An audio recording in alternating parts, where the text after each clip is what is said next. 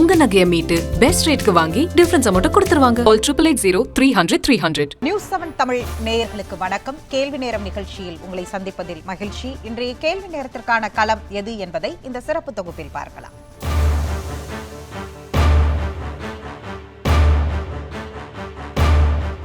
Corona முதல் அலையை காட்டிலும் இரண்டாவது அலையின் வீரியம் அதிகமாக இருக்கும் சூழலில் மக்களை அச்சம் பீடித்திருப்பதை காண முடிகிறது. கொரோனா மையத்தில் சிகிச்சை, வீட்டில் தனிமைப்படுத்திக் கொள்ளுதல், உளவியல் ரீதியில் நெருக்கடி என இந்த பெருந்தொற்று மக்களை ஆட்டிப்படைக்கிறது என்றால் மாற்று கருத்து இல்லை. இது ஒரு புறம் இருக்க, உடல் நலிவுற்று அறுவை சிகிச்சைக்காக காத்திருப்பவர்களுக்கு ரத்தம் கிடைக்காமல் போகும் சூழலும் உருவாக கூடும். உறுப்பு மாற்று அறுவை சிகிச்சைகளை மேற்கொள்வதில் எழும் சிக்கல்கள் குறித்தும் ஆராய வேண்டியிருக்கிறது. இரத்த தானம் செய்யும் பெரும்பாலானோர் 18 வயது முதல் 45 வயதிற்கு உட்பட்டவர்களே. கொரோனா தடுப்பூசி போட்டுக்கொண்டவுடன் சில வாரங்களுக்கு இரத்த தானம் செய்ய வேண்டாம் என அறிவுறுத்தப்பட்டுள்ளது. இந்த நிலையில் வரும் 1ஆம் தேதி முதல் தடுப்பூசி போடும் பணி தொடங்கி இரத்த தானம் குறைந்தால் ஏற்பட போகும் பாதிப்புகள் பற்றியும் விவாதிக்க வேண்டியுள்ளது. இரத்த தானம் குறைந்தால் சாலை விபத்துகளால் பாதிக்கப்படுவோர் மற்றும் புற்று நோயாளிகளுக்கு அளிக்க வேண்டிய சிகிச்சைகளை எப்படி மேற்கொள்வது என திணறும் சூழலும் உருவாகலாம். முன்பெல்லாம் இரத்த தானம் கோரி 25 அழைப்புகள் விடுத்தால் 15 பேர் ஆர்வமாக தானம் செய்ய முன்வருவார்கள் என்றும், இப்போது 5 பேர் கூட வருவதில்லை என்கிறார்கள் மருத்துவர்கள். இதையெல்லாம் மருத்துவமனைகள் எப்படி சமாளிக்கப் போகின்றன என்ற கேள்வியும் எழுகிறது. இந்த பெருந்தொற்று காலத்தில் இரத்த தானம் கொடுப்பவர்களிடம் நிலவும் அச்சத்தை போக்கி அவர்களை ஊக்கப்படுத்துவதற்கான வழிமுறைகள் என்ன என்பதை 5 கேள்விகளை எழுப்பி விடை காண முயல்கிறது இன்றைய கேள்வி நேரம். 18 வயதிற்கு மேற்பட்டோருக்கு தடுப்பூசி போட்டால் இரத்த தானம் பாதிக்கப்படுமா? உயிர்காக்கும் அவசர சிகிச்சைகள் மேற்கொள்வதற்கான மாற்று வழிகள் என்ன? உறுப்பு மாற்று அறுவை சிகிச்சைகள் செய்வதில் எழும் சிக்கல்கள் என்னென்ன? பெருந்தொற்று சூழலில் மருத்துவமனைகள் முன் உள்ள சவால்கள் என்ன? மக்களிடையே அச்சத்தை போக்க அரசு எடுக்க வேண்டிய நடவடிக்கைகள் யாவை? அடுத்தடுத்து எழும் கேள்விகளுக்கும் வெளிச்சம் பாய்ச்சவிருக்கிறது இன்றைய கேள்வி நேரம்.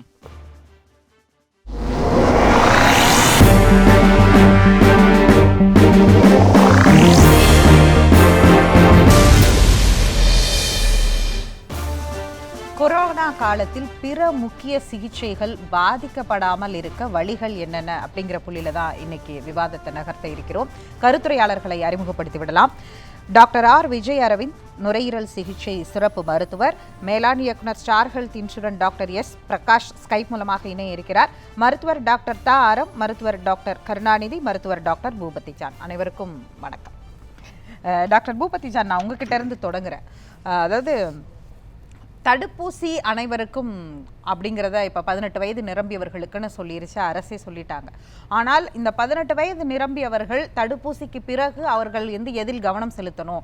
இப்போ குறிப்பாக எல்லோருக்கும் வரக்கூடிய கேள்வி, கொரோனா காலத்தில் போய் இரத்த தானம் முகாம்களில் இரத்த தானம் வழங்கலாமா? முதல்ல முகாம்கள் நடக்கிறதே பெரிய சவாலாக இருக்குது. ஆனால் அவசர தேவைக்கு என்ன செய்வது? தடுப்பூசி போட்டுக்கொண்டால் போய் கொடுக்கலாமா? இப்படி பல கேள்விகள் இருக்குது. அதுக்கு உங்களுடைய பதில்? இல்லை, இப்போ தடுப்பூசி, அதாவது கொரோனா தொற்று நோய் உள்ளவர்கள் இரத்த தானம் வழங்கலாமா, முதல்ல அந்த கேள்வி இருக்குது. அப்போ கொரோனா நோய் தொற்று வந்தவர்கள் இரத்த தானம் வழங்குவது என்பது இப்போத்துக்கு யாரும் எடுக்கிறது இல்லை. ஏன்னா முதல்ல இரத்த தானம் வழங்கணும் அப்படின்னாவே அவர்களுக்கு எடை இருக்கிறதா, ஹீமோகுளோபின் கரெக்டாக இருக்கிறாங்களா, வேறு எந்த விதமான வியாதி இல்லையா, ஜுரம் இல்லாமல் இருக்கணும், இந்த மாதிரி இல்லாமல் இருந்தால் தான் ரத்தமே எடுப்பாங்க. ரெண்டாவது HIV, எய்ட்ஸு, ஹெப்படைட்டிஸ், இது போன்றதெல்லாம் சில வியாதிகள் இருக்குது. அந்த வியாதிகள் இல்லாமல் இருக்கணும். ஆனால் இந்த கொரோனா தொற்று காலத்தில் இப்போ இரத்த தானம் கொடுப்பவர்கள் தடுப்பூசி போட்ட பிறகு கொடுக்கலாமா அப்படின்னா என்ன சொல்கிறாங்க அப்படின்னா, தடுப்பூசி போட்ட பிறகு ஒரு மாதம் கழித்து 2 டோஸ் போட்டு 1 மாதம் கழித்து அவர்கள் தைரியமாக இரத்த தானம் கொடுக்கலாம் அப்படின்னு ஒன்று சொல்கிறாங்க. ஸோ இதுதான் இப்போ இருக்கக்கூடிய முறை. ரெண்டாவது, இந்த இரத்தத்தின் மூலம் கொரோனா தொற்று பரவுமா அப்படின்னு ஒன்று இருக்குது. ஆனால் இதுவரைக்கும் அது மாதிரி இரத்தத்தின் மூலம் கொரோனா தொற்று பரவும் என்கிற ஒரு விஷயமோ இதனுடைய ஆராய்ச்சி ஒன்று வரலை.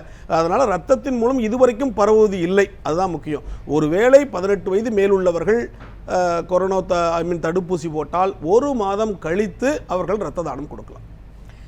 அதே நேரத்தில் இப்போ மற்ற உயிர்காக்கும் சிகிச்சைகள்லாம் மிக முக்கியமானதாக இருக்குது. இப்போ புற்றுநோயாக இருக்கட்டும் அல்லது மிகப்பெரிய அளவில் தொடர்ந்து இணை நோய்களால் பாதிக்கப்பட்டவர்களுக்கு நாம் தொடர்ந்து கொரோனா பேரிடர் காலங்களில் கொரோனா பேஷண்ட்ஸை மட்டுமே ரொம்ப கவனம் செலுத்திக்கிட்டு இருக்கோம். இந்த நோயாளிகளுடைய நிலை என்னவாக இருக்குது அப்படிங்கிறது வந்து ரொம்ப முக்கியமான கொஸ்டின். ஃபர்ஸ்ட் வேவ்லேயே நீங்கள் எல்லாம் இதை குறிப்பிட்டு பேசுனீங்க. இப்போ எங்கேயுமே ஹாஸ்பிட்டல்ஸில் பெட்டு இல்லைங்கும் போது அப்படி வரக்கூடியவர்களுடைய சூழல் எல்லாத்துலேயும் 40% தான் இந்த பெட்டுன்னு சொல்கிறாங்க. ஆனால் பெட்டே இல்லாத போது ஃபுல்லாக 100% ஆக்குபன்சி ஆச்சா என்ன நடக்கும் அப்படிங்கிறது ஒரு முக்கியமான கொஸ்டினாக இருக்குல்ல. நம்ம இதுக்கு தான் நல்லா பிளான் பண்ணணும். அரசு வந்து முக்கியமாக பிளான் பண்ணணும். இந்த மாதிரி பெருந்தொற்று காலத்தில் குறைவான தொற்று வந்துச்சுன்னா இருக்கக்கூடிய மருத்துவமனைகளே சரியாயிரும். ஆனால் பெருந்தொற்று காலத்தில் நிறைய நோயாளிகள் வரும் பொழுது அது எங்கே கொண்டு போய் நம்ம வந்து நோயாளிகளை அட்மிட் பண்ணுறது? இப்போ இருக்கக்கூடிய சென்னையில் பார்த்தீங்கன்னா மிகப்பெரிய மருத்துவமனை எம்எம்சி, ஸ்டான்லி, கேஎம்சி இருக்குது. அங்கேயே பெருந்தொற்று நோயாளி கொரோனா தொற்று நோயாளியும் போடுறாங்க, மற்ற இருக்கக்கூடிய சாதாரண நோயாளியும் போடுறாங்க. இந்த கலப்படம் செய்யும் பொழுது பெட்டு அதிகமாக தேவைப்படும் பொழுது மற்ற நோயாளிகள் சாதாரண நோயாளிகள் பெட்டை கூட இங்கே யூஸ் பண்ணிக்கிறோம். அப்போ பெட்டு தட்டுப்பாடு வந்துடுது. அப்போ சாதாரண நோயாளிகளுடைய நிலைமை மிக கஷ்டமாக இருக்கும். அது உண்மைதான். அதனால தான் என்ன பண்ணுவாங்க, சில மேலை நாடுகள்லையும் ஈவன் சைனா போன்ற நாடுகள்லையும் இந்த பெருந்தொற்றுகள் வரும்பொழுது என்ன பண்ணுறாங்க, புதுசாகவே அதாவது கிட்டத்தட்ட 4000 5000 படுக்கைகள் கொண்ட தனித்தனி மருத்துவமனைகளை அதாவது போர்க்கால அடிப்படையில் கட்டி முடித்தாங்க. அப்போ ரெண்டாக பிரிச்சுட்டாங்க. அப்போ மக்கள் மத்தியிலையும் ஒரு விழிப்புணர்வு கொடுத்துட்டாங்க. இந்த மருத்துவமனை வந்து பெருந்தொற்று கொரோனா தொற்று மருத்துவமனை அல்ல, இது சாதாரண வியாதிகளுக்கும் மற்ற இருக்கக்கூடிய அறுவை சிகிச்சை வியாதிகளுக்கு கொடுக்கக்கூடிய மருத்துவமனை இயர்மார்க் பண்ணிடுவாங்க. அப்போ மக்கள் மத்தியிலையும் என்ன பண்ணாகும், ஒரு விழிப்புணர்வு வந்து அவங்களுக்கு ஒரு விதமான உணர்வு வந்துடும். அப்போ ரைட்டு, நம்மளுக்கு தொற்று இல்லைன்னா இங்கே போய் வைத்தியம் பண்ணிக்கலான்ட்டு. அந்த சூழ்நிலை இப்பொழுது இல்லை. அந்த பிளான் பண்ண முடியலைங்க.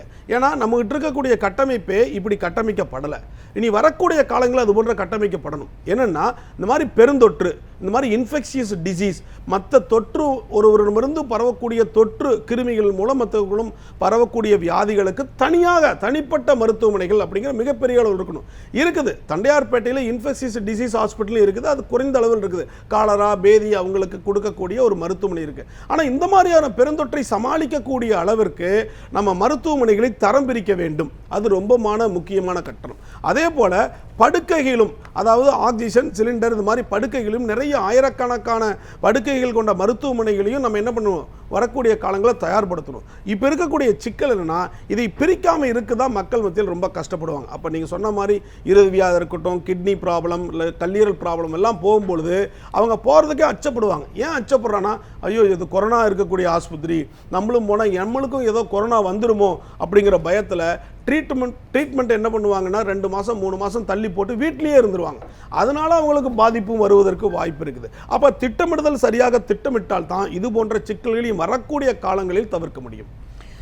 அவசர சிகிச்சைக்கு வரக்கூடியவர்களுக்கு இருக்கக்கூடிய சிக்கல்கள் இப்போ வந்து ஆம்புலன்ஸ் கிடைக்கிறதுலேருந்து எல்லாமே மிகப்பெரிய அளவில் பிரச்சனையாக இருக்குது.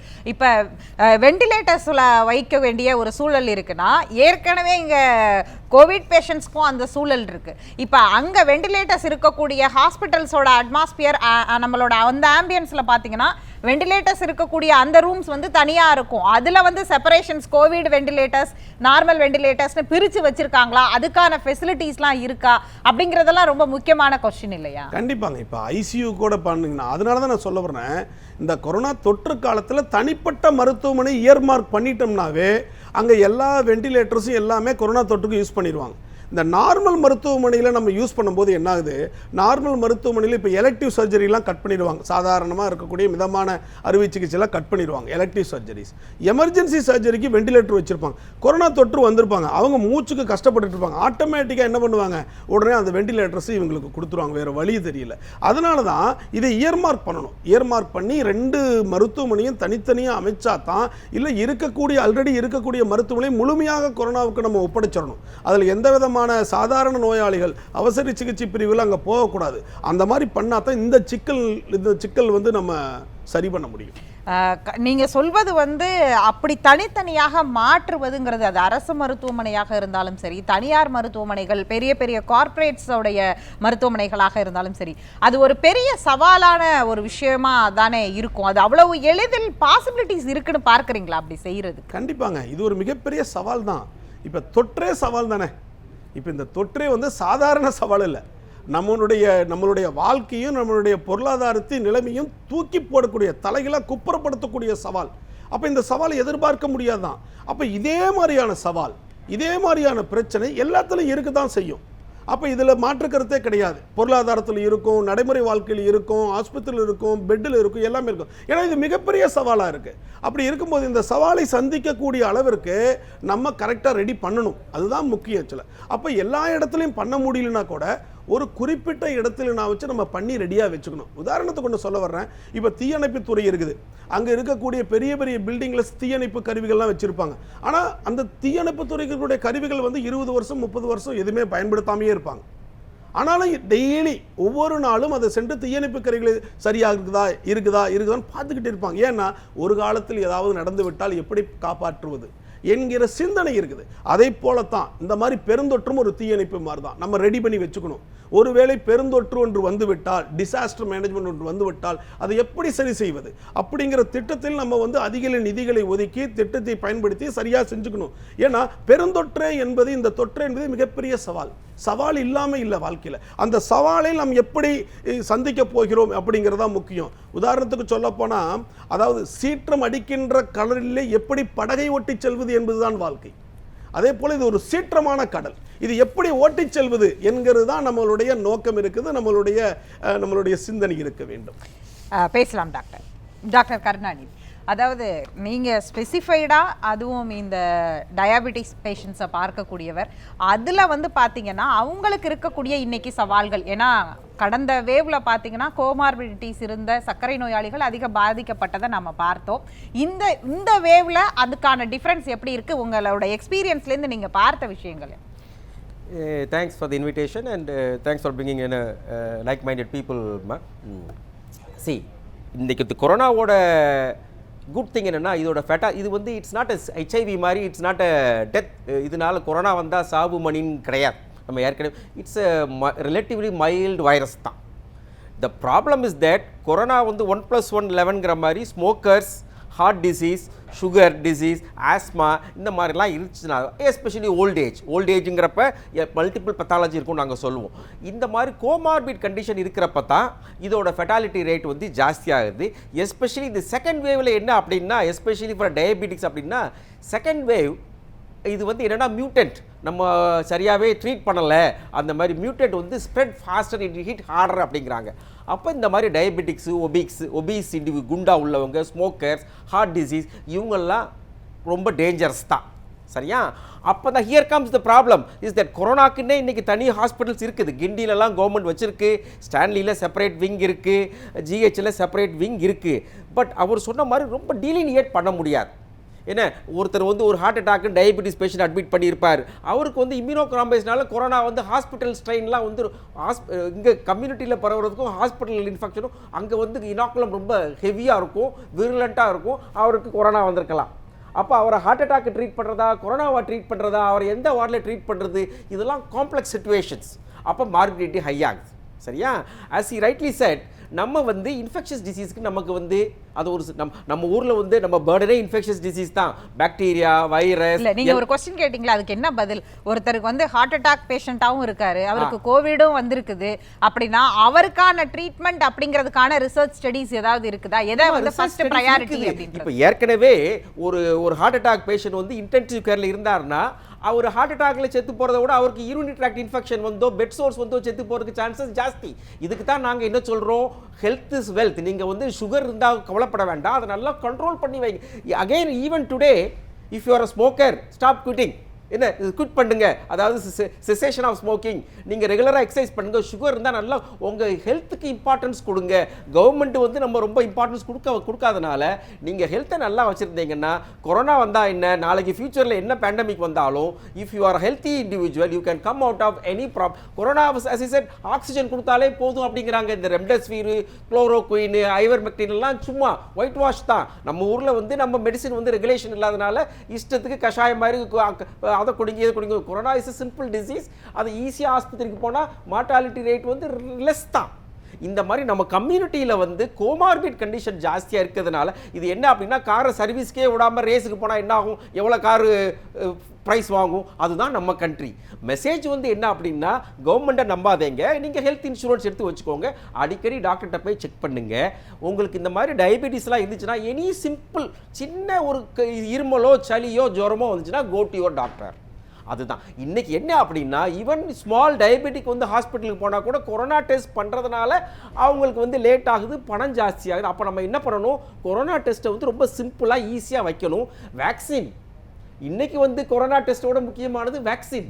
Vaccine should be given aggressively. இந்த மாதிரி கோமார்பிட் கண்டிஷன்ஸ் இன்னைக்கு வந்து நம்ம கண்ட்ரீஸில் என்ன பண்ணுறாங்க, சின்ன இஸ்ரேல்லாம் சொன்னாங்க சின்ன நாடு எல்லாத்துக்கும் கொடுக்காம உலகத்தில் உள்ள டயபெட்டிக்ஸ்க்கெல்லாம் வேக்சின் கொடுக்கணும், உலகத்தில் உள்ள ஸ்மோக்கர்ஸ்க்கெல்லாம் வேக்சின் கொடுக்கணும், உலகத்தில் உள்ள ஓல்டேஜ் பீப்புள் அந்த மாதிரி பண்ணான்னா இந்த மாதிரி செகண்ட் வேவ்லாம் வராது. வி வில் பி ரெக்கவர் ரொம்ப ஃபாஸ்டராக இருக்கும். $1 வந்து வேக்சினுக்கு இன்வெஸ்ட் பண்ணோம் அப்படின்னா எக்கனாமி வந்து $10 கண்டிப்பாக வேர்ல்டு எக்கனாமி ரெக்கவரி ஆகும். இதுதான் வந்து குளோபல் ஸ்டடீஸ். பட் நம்ம லீடர்ஸ் எல்லாம் என்ன பண்ணுறாங்க, நேரோ மைண்டட்னால அவங்கவுங்க நாட்டை காப்பாற்றணும், அவங்க கட்சிக்காரங்க காப்பாற்றணும்னு இருக்கிறதுனால we are suffering. And India மாதிரி பூர்லி ப்ரிப்பேர்ட் கண்ட்ரீஸ்க்கெல்லாம் வந்து it's a huge loss, irreparable loss. நம்மளோட இமேஜ் போச்சு, நம்மளோட எக்கனாமி போச்சு. If you are you and me, நம்மளோட மாதிரி பேக்வேர்ட் கிளாஸஸ் எல்லாம் வந்து 10 வருஷம் இந்தியாவோட ஸ்ட்ரென்த்தே நம்மளுடைய மிடில் கிளாஸ் தான். இன்னைக்கு மிடில் கிளாஸோட எக்கனாமிலாம் 10 வருஷம் முன்னாடி போச்சுன்னு ஸ்டடீஸ் எல்லாம் சொல்லுது. அதனால அகெயின் அண்ட் அகெயின் ஒரே ஒரு வழி என்னன்னா, invest hugely and heavily in vaccine, give vaccine for above 18, give vaccine at risk. எல்லாத்துக்கும் கொடுத்து வேக்சின் கொடுத்து போட்டால் அதுக்கு இன்சென்டிவ் கொடுத்தாவது வந்து மக்களை ப்ரொடெக்ட் பண்ணணும். அதுதான் ஆங்கருக்கு உள்ள கொஸ்டின். இல்ல நீங்க சொல்ல வரது வேக்சினுக்கு நீங்க வந்து இன்சென்டிவ் கொடுத்தாவது அப்படின்னு நீங்க சொல்றீங்க. கவர்மெண்ட் என்ன சொல்லுது, பெக் பாரோ ஆர் ஸ்டீல் ஆக்சிஜன் கொடுங்க அப்படிங்கிறாங்க. நம்ம என்ன சொல்றோம், கம்யூனிட்டியில் உள்ளவங்களுக்கு வேக்சின் போட்டு சேஃப் ஃபுட் தான். இப்போ நீங்க தங்க நகை எல்லாம் எப்படி வைப்பீங்க, பாலிஷ் போட்டு இதில் வச்சுக்கிற மாட்டீங்களா சேஃப்ல, அதே மாதிரி கீப் அவர் சிட்டிசன் சேஃப். இல்லை இப்போ இந்த ஃபஸ்ட்டு வேவுக்கும் செகண்ட் வேவுக்குமான அந்த டிஃப்ரென்ஸில் வந்து எந்த செக்டார் வந்து அதிகமான பாதிப்பு? ஏன்னா முன்னாடியை விட இப்போ ஃபஸ்ட்டு வேவில் வந்து கோமார்பிடிட்டிஸ் above 45ன்னு சொன்னோம், அவங்கள கான்சென்ட்ரேட் பண்ணோம். ஆனால் செகண்ட் வேவ் அப்படி தெரில, நிறையா வந்து அடலசன் ஏஜ்லேயே நிறையா வந்து அட்டாக் ஆகி வராங்க, அந்த மாதிரி ப்ராப்ளம் வருது. இன்னும் சொல்லப்போனால் கோவிட் வந்த நெக்ஸ்ட் டேல அவங்களுக்கு வந்து ஹார்ட் அட்டாக்லாம் வந்த மாதிரியான ரீசன்ஸ் எல்லாம் சொல்கிறாங்க. இந்த வந்து எப்படி புரிஞ்சுக்கிறது, இதுக்கு என்ன வழி, என்ன சர்வைவலுக்கு என்ன வழி? இதுக்கு சர்வைவல் என்ன அப்படின்னாமா, அதாவது இப்போ always prevention is better than care. நம்ம என்ன பண்ணோம், நம்ம வந்து இதை பற்றி சசி தரூர் ஒரு நல்ல ஆர்டிக்கல் எழுதியிருக்காரு, இந்தியாவோட சுனாமி, கோவிட் சுனாமி அப்படின்னு சொல்லி. நம்ம வந்து இதை ரெண்டாவது செகண்ட் வேவ் வரும்னு சொல்லி நம்ம எதிர்பார்க்கவே இல்லை. ஆனால் பிரிட்டன்லலாம் ஒர்ஸ்ட் வேவ் வந்து செகண்ட் வேவ் தான். நம்ம வந்து டோட்டலி நம்ம பியூரோக்ரஸியும் சரி, ஹாஸ்பிட்டல்ஸும் சரி, மக்களும் சரி, இன்க்ளூடிங் மீடியாவும் சரி, நம்மளோட அப்சர்ஷன் எங்கே இருந்துச்சு, எலெக்ஷனில் கும்பமேளா இதெல்லாம் தான் இருந்துச்சு. சரியா? அதனால தான் இன்றைக்கி வந்து நம்மளுடைய லாஸ் வந்து enormous loss. And it is இந்தியாவுக்கு ரொம்ப ஒரு கெட்ட பேர் ஆகிப்போச்சு. நம்ம வந்து அவர் சசி துரை என்ன சொன்னால், நம்ம வந்து வேக்சின் டிப்ளமசி பண்ணிட்டு இருந்த வேக்சின் டிப்ளமசி இன்னைக்கு இந்தியா என்ன ஆச்சு, பெக்கிங் கேஸ் ஆச்சு. Everybody sending giving us oxygen. Of course இந்த மாதிரி கஷ்டங்கள் அமெரிக்கா கேஸ் பஞ்சப்பை வி ஆல் ஹெல்ப். பட் நம்ம இந்த மாதிரி ப்ரிப்பேர் ஃபார் த ஒஸ்ட் தான். நம்ம வந்து நம்மளுடைய ஹெல்த் லிட்ரஸி, அந்த ஹெல்த் அவேர்னஸுக்கெல்லாம் வந்து ரொம்ப வந்து கவர்மெண்ட் இம்பார்ட்டன்ஸ் கொடுக்கணும், மக்களும் இம்பார்ட்டன்ஸ் கொடுக்கணும். நீங்களுமே என்ன பண்ணக்கூடாது, தேர்ட் வேவ் வரலாம் அப்படின்னு சொல்லி நினச்சிக்கிட்டே இருக்கணும். அப்போ தான் வராமல் இருக்கும். அடுத்த எலெக்ஷன் ரிசல்ட் வந்தோடனே எங்களெல்லாம் வீட்டில் ரெஸ்ட் கொடுத்துடக்கூடாது. தேர்ட் வேவ் வரும்னு நம்ம நினைச்சா நடக்காது சார். அதுக்கான நாம செகண்ட் வேவ்க்கு நாம ப்ரிப்பேர் ஆனமா அப்படிங்கிற இடத்துல இருந்து தானே தேர்ட் வேவ்க்கு நாம எப்படி ப்ரிப்பேர் ஆகணுங்கிறதும் இருக்கு இல்லையா? கண்டிப்பா. அதாவது prepare for the worst, anything can happen. அப்போ வல்னரபிள் பீப்புள் எல்லாம் வந்து இப்போ வார் வந்துச்சுன்னா என்ன பண்ணுவோம், விமன் எல்லாம் பத்திரமா வைக்கிற மாதிரி இந்த war against invisible as you right is diabetes are at risk. அப்போ அவங்களுக்கு வந்து ஸ்பெஷல் கேர் கொடுக்கணும். ஃபார் எக்ஸாம்பிள் வெஸ்டர்ன்லலாம் இன்சுலினே வந்து ரொம்ப சீப்பாக வெஸ்டர்ன் அந்த கண்ட்ரி அவங்க மருந்து கம்பெனிக்காரங்க பயந்து போய் இன்சுலின்லாம் சீப்பாக கொடுக்குறாங்க. நம்ம ஊரில் யாருமே கவர்மெண்ட்டும் கேட்கறது கிடையாது, doctors association we are all நாங்கள்லாம் வந்து ஸ்பெக்டேட்டர்ஸ் தான். ஏன்னா தே பேயஸ் என்ன, அதனால நம்ம டயபிட்டிஸ் கேர் எல்லாம் வந்து ரொம்ப அஃபோர்டபுள் ஆக்கலாம் தான். இன்னைக்கு ஒரு இப்போ 2 பேர் வச்சுக்கணும், you are not a diabetic, I am a டயபெட்டிக்னா if I can have insulin and keep my blood sugar under control, you and we are same. என்ன அப்போ இன்னைக்கு என்ன பண்ணுவாங்க, ஒருத்தர் வேலை இல்லாமல் இருப்பான், அவனுக்கு இன்சுலின் கிடைக்காது, அதனால ஹீ டைஸ். சரியா? அதுதான் வந்து ஒர்ஸ்ட் திங். ஏன்னா அப்போ நம்ம கவர்மெண்ட் என்ன பண்ணணும், சீப்பாக மெடிசன் கொடுக்கணும், ஹெல்த் கேரை வந்து அஃபோர்டபுள் ஆக்கணும். நம்ம ஊரில் இன்றைக்கி வந்து சங்கரா நேத்ராவில் ஐ கேருக்கு போனால் 800 ரூபா, அதே இது வந்து அரவிந்த் ஐ ஹாஸ்பிட்டலில் 100 ரூபா. நம்ம ஊரில் ரெகுலேஷன் கிடையாது. ஸோ பணம் இல்லாதனால மக்கள் நாட் ஓன்லி கொரோனா, பணத்துக்காக ரொம்ப பேர் வந்து ஒளிஞ்சிக்கிறாங்க. நம்ம குறிப்பிட்ட ஒரு நிறுவனம் சார்ந்து நாம அதை மென்ஷன் பண்ண வேண்டாம். We are not blaming them, they do good service, but இவ்வளவு கிராஸ் டிஸ்பாரிட்டி இருக்கறனால என்ன பண்ணிடுறாங்க, people die. சரியா? அப்ப it is government fault, it is people ப்ரிப்பேர்ட்னஸாக இருக்கணும். அந்த டிசீஸை பற்றி படிச்சுக்கிடவே மாட்டேங்கிறாங்க. கொரோனா தானே போயிட்டு அப்படின்றாங்க. நமக்கு கொஞ்சம் இன்வால்வ், அதாவது சிவிக் ரெஸ்பான்சிபிலிட்டி, இதை தான் சதீஷ் தரூரும் சொல்லியிருக்காரு. என்ன தான் கவர்மெண்ட் நம்ம பண்ணாலும் நமக்குன்னு ஒரு ரெஸ்பான்சிபிலிட்டி வேணும். நம்ம தான் வந்து எரிமுன், அதாவது இந்த வள்ளுவரே சொல்லியிருப்பார், வருமுன் காப்போம் இல்லைங்க, அதாவது பஞ்சும் நெருப்பும் பக்கத்தில் வச்ச மாதிரி ஓல்டேஜ் டயபெட்டிக்னா இந்த வைரஸ் வந்து ரொம்ப ரொம்ப அஃபினிட்டி இருக்குது. அதனால நம்ம தான் ப்ரிகாஷன் போய் நாளைக்கே போய் இன்சுலின் போடுறதுக்காக பண்ணணும். நீங்கள்லாம் வந்து கேம்ப் வைங்க, இன்சுலின் பேங்க் வைங்க, நல்லா இருக்கும் நாடு. அதாவது 2 தவணையான தடுப்பூசிகளை எடுத்துக்கொண்டவர்கள் அதன் பிறகு வந்து ஒரு 12 வாரம் கழித்து அவங்களுக்கு இம்யூனிட்டி வந்த பிறகு தான் ரத்த தானத்துக்கெல்லாம் அவங்க கலந்துக்கலாமா, இல்ல ஃபர்ஸ்ட் டோஸ் முடிஞ்சிட்டு செகண்ட் டோஸ்க்கான அந்த ஸ்பேஸ்ல போகலாமா? இன்ஃபோடெமிக்ங்கிற சொல்ற எபிடெமிக் கூட மோசமானது. இப்போ யாருமே வந்து பிளட் இல்லைன்னு சொல்லி செத்து போகல. இல்ல, இப்படி ஒரு சூழல் வந்தால் அததான் சார் என்னோட கேள்வியே. அப்படி ஒரு சூழல் வந்தால் இவங்களுக்கு இன்னும் நாம இன்ஃபோடெயின்மெண்டா தான் இந்த ஷோவை நாம எடுத்துட்டு போறோம். வழக்கமா கேள்வி நேரத்துல வந்து நாம வந்து டிபேட்டபிளா எடுத்துட்டு போக மாட்டோம், டிபேட்டபிளா பண்ணுவோம். இன்னைக்கு டிபேட்டபிளா நான் எடுத்துட்டு போல, இன்ஃபோடெயின்மெண்டா தான் இந்த ஷோவை எடுத்துட்டு போறேன். இந்த கேள்வி எல்லோருக்கும் இருக்கு. நான் ஃபர்ஸ்ட் டோஸ் போட்டுட்டேன், செகண்ட் டோஸ் ஸ்பேஸ் இருக்கு, ஆனா நான் யாருக்காவது பிளட் போய் கொடுக்கலாமா கொடுக்க கூடாதா, இப்படியான கேள்வி இருக்கு. ஏமா இன்னைக்கு வந்து இந்த பிளட் டிரான்ஸ்ஃபியூஷன் இருக்குல்ல, முன்னாடி எல்லாம் எம்பிபிஎஸ் டாக்டர் தான் இருப்பாங்க. இன்னைக்கு அது செப்பரேட் ஸ்பெஷாலிட்டி. நீங்க எம்ஜிஆர் யூனிவர்சிட்டிக்கு போனா வாசலே அந்த டிபார்ட்மெண்ட் தான் இருக்கும். இன்னைக்கு என்ன அப்படின்னா, பிளட் டிரான்ஸ்ஃபியூஷன் கொடுக்கறதுனால யாருக்கும் கெடுதல் வரக்கூடாது, அதுதான் ஏன். அப்போ என்ன ஆகும் அப்படின்னா, இந்த ஹெச்ஐவி ஒரு தடவை வந்து ஒரு இதெல்லாம் சரியாக ஸ்க்ரீன், நம்ம ஊரில் வந்து நானும் பிளட் பேங்க் ஆரம்பிக்கலாம், இவரும், நான் ஃபிசிஷியன், இவர் சர்ஜன், இல்லை ஒரு லேப் டெக்னீஷியன், யாருனாலும் பிளட் பேங்க் ஆரம்பிக்கலாம். அவர் என்ன பண்ணுவார்னா, பிளட் கலெக்ஷனுக்கு போய் 500 ml எடுத்துகிட்டு 350 ml எடுத்துகிட்டு மிச்சத்தை வித்துடுறாரு. இந்த ரெகுலேஷனே கிடையாது. அதனால வேக்சின் போட்டவங்க வந்து பிளட் பேங்க் போகலாமாங்கிறது வந்து அப்சல்யூட் கொஸ்டின். உங்களுக்கு யாருக்காவது பிளட் தேவை இருந்துச்சுன்னா போய் பிளட் பேங்க் ஆஃபீஸரை போய் கேளுங்க, அவர் ஹெல்ப் பண்ணி கொடுப்பார். அவர் உங்களை ஸ்க்ரீன் பண்ணி இந்த மாதிரி நீங்கள் சொல்கிறதோ நான் சொல்கிறதோ அவர் வி ஆர் நாட் எக்ஸ்பர்ட்ஸ். நம்ம ஊரில் நல்ல கவர்மெண்ட்லேயே வந்து blood transfusion is a very specialised medicine. இன்றைக்கெல்லாம் வந்து இப்போ உங்களுக்கு சர்ஜரி பண்ண போகிறீங்கன்னா உங்கள் பிளட்டே ஸ்டோர் பண்ணி வச்சுக்கிடலாம். இன்றைக்கி பிளட் லாஸ் வந்து ரொம்ப கம்மி. அதனால இந்த சர்ஜரி ரிலேட்டட், டிரான்ஸ்ஃபியூஷன் ரிலேட்டட் டெத்தெல்லாம் ரொம்ப ரொம்ப கம்மி. இதை வந்து நீங்கள் தயவு செய்து வந்து என்ன பண்ணாதீங்க, of course highlight this, but don't give much important. பயங்காட்டாதீங்க. என்ன அப்படியே இருந்தா கூட நீங்க ஒரு உங்களுக்கு நீங்க ரொம்ப தன்னார்வ தொண்டு இருக்கிறீங்க அப்படின்னா, ஒரு காலேஜ்னா அதுல ஒரு பேட்ச் ஸ்டூடெண்ட்ஸ் மட்டும் என்ன பண்ணுங்க, பிளட் டொனேஷனுக்காக மெதுவா வேக்சின் போட்டுக்கோங்க. ரொம்ப healthy sportsman, risk taker, அந்த மாதிரி. சரியா? அந்த மாதிரி 28 நாள் பிளட் இல்லாமல் அப்படியே வந்தா கூட நமக்கு கொரோனா ரிலேட்டட் டெத் தான் நம்மளுடைய ப்ரையாரிட்டி. இந்த மாதிரி வராது. இது வந்து அன்சைன்டிஃபிக். அந்த 2 வாரம் போயதுனால நமக்கு இது ஏன் அப்படின்னா, அதுல சயின்ஸ் சொல்ற கேட்டுக்கோங்க. ஒரு சில வேக்சின்ல வந்து லைவ் இருக்கும், லைவ் அட்டென்யூவேட்டட். இப்போ டிபி வேக்சின் அப்படின்னா அந்த கிருமியை வந்து கொல்லாம அறகுறை உயிரோட வச்சிருக்கிறது. அந்த மாதிரி வந்துடக்கூடாதே, அதுக்காக ஒரு ப்ரிகாஷன் தான் வழிஞ்சு, ஐயோ வேக்சின் போட்டால் நான் பிளட் கொடுக்க மாட்டேன் அப்படிங்கிறது வந்து ஊருக்கு போனால் பணம் செலவு, கல்யாணத்துக்கு போனால் பணம் செலவாயிரு சொல்லி கல்யாணத்துக்கு போகாமல் இருப்போமா, 3rd கிளாஸில் போ, அந்த மாதிரி வெயிட் பண்ணி பண்ணலாம். அப்படின்னு தான் this is my advice. But again இதுக்கு நீங்கள் என்ன பண்ணுங்க, ஒரு பிளட் டிரான்ஸ்ஃபியூஷன் இதுக்கு ஸ்பெஷலிஸ்ட் இருக்காங்க. we will bring them, they will be in a position much better than you and me to inform the people. இதுக்காக பயப்படாதீங்கன்னு தான் நான் சொல்லுவேன். டாக்டர் விஜய் அரவிந்த், இந்த முறை அதாவது செகண்ட் வேவ்ல பாத்தீங்கன்னா நுரையீரல் பாதிப்பு அதிகம் அப்படிங்கிறது வந்து, அதுவும் வந்து RT-PCR டெஸ்ட்ல வந்து அவங்களுக்கு தெரியவே மாட்டேங்குது. சிடி ஸ்கேனில் வச்சு தான் நிறைய பேரை கண்டுபிடிக்கிறதுனா அவங்களுக்கு எவ்வளோ % அஃபெக்ட் ஆகிருக்கு அப்படின்லாம் நிறைய செய்திகள் வருது. நிறைய இப்போ உங்களை மாதிரி டாக்டர் சொல்கிறாங்க. இந்த மாதிரி செகண்ட் வேவ்ல என்ன டிஃப்ரென்ஸ் பார்க்குறீங்க ஃபர்ஸ்ட் வேவ்லேருந்து இப்போ செகண்ட் வேவுக்கு?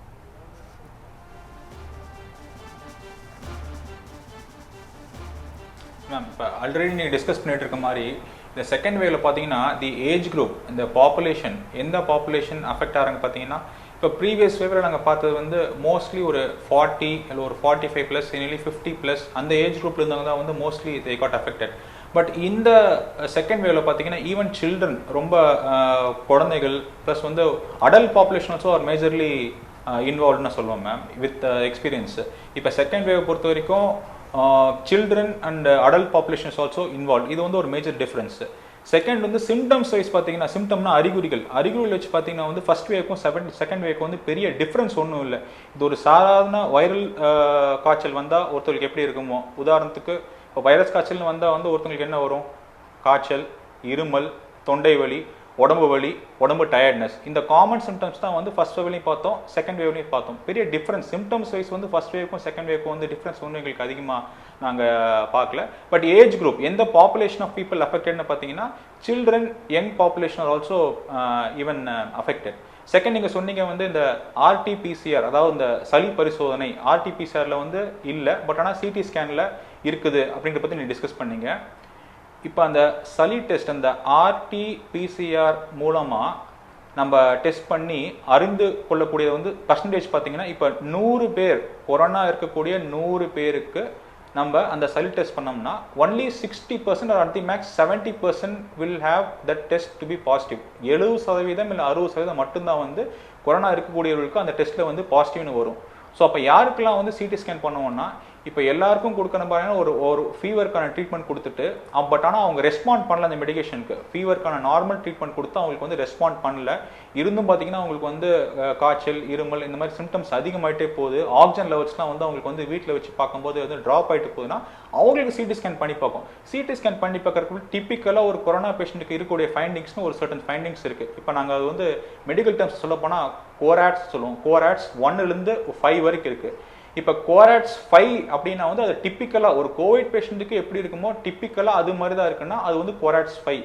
இப்போ கோராட்ஸ் 5 இருக்கு, அந்த பேஷண்ட்டுக்கு நார்மலாக ஒரு இன்ஃபெக்ஷன் கொடுக்குற மருந்து பார்த்தீங்கன்னா வந்து ஒர்க் ஆக மாட்டேங்குது. ஆனால் சளி டெஸ்ட்டில் வந்து அவங்களுக்கு வந்து ஆர்டிபிசிஆர் நெகட்டிவ்னு தான் வந்திருக்குன்னா, நாங்கள் இந்த பேஷண்ட்டை வந்து ரேடியாலஜிக்கலி பாசிட்டிவ் கோவிட், அதாவது சிடி ஸ்கேனை பொறுத்த வரைக்கும் பார்த்தீங்கன்னா அவங்களுக்கு வந்து கோவிட் இருக்குன்ட்டு அவங்களுக்கு கோவிட்கான ட்ரீட்மெண்ட் தான் நாங்கள் கொடுப்போம். இந்த குரூப் ஆஃப் பாப்புலேஷன், இந்த குரூப் ஆஃப் பேஷண்ட்ஸ் வந்து ரொம்ப அதிகமாகவே இருக்காங்க. இந்த குரூப் ஆஃப் பேஷண்ட்ஸ் வந்து நார்மல் ட்ரீட்மெண்ட்டுக்கு பதிலாக நம்ம இந்த கோவிட்கான ட்ரீட்மெண்ட் கொடுத்தோம்னா they significantly improve ma'am.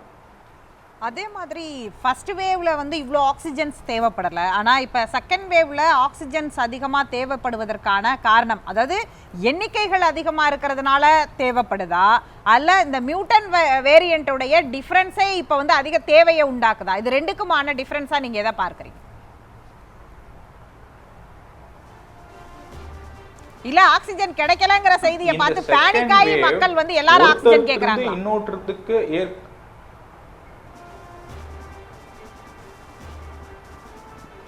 Ma'am, இந்த செகண்ட் வேவ், இந்த வேரியன்ட் ஆஃப் வைரஸ் வந்து ஒருத்தருக்கு இன்னொருத்துக்கு பரவக்கூடிய தன்மை அதிகமா கூடிய வைரஸ். இப்போ உதாரணத்துக்கு சொல்ல போனா, இப்போ ஒரு ஃபேமிலியிலிருந்து ஒருத்தர் வந்து அட்மிட் ஆனா அந்த சப்சிக்வெண்ட் டேஸ்ல பார்த்தீங்கன்னா அவங்க ஃபேமிலியில் இருக்க எல்லாருமே வந்து அட்மிட் ஆகிறாங்க. பட் லாஸ்ட் டைம் நாங்கள் அந்த மாதிரி பார்க்கல, ஒரு ஃபேமிலியில் ஒருத்தர் தான் அஃபெக்ட் ஆவாங்க. பட் இப்போ பார்த்தீங்கன்னா ஒரு ஃபேமிலியில் இருந்தால் என்டையர் ஃபேமிலி வந்து bunch of people are getting admitted. அதனால பார்த்தீங்கன்னா வந்து number of patients getting admitted வந்து மோர்.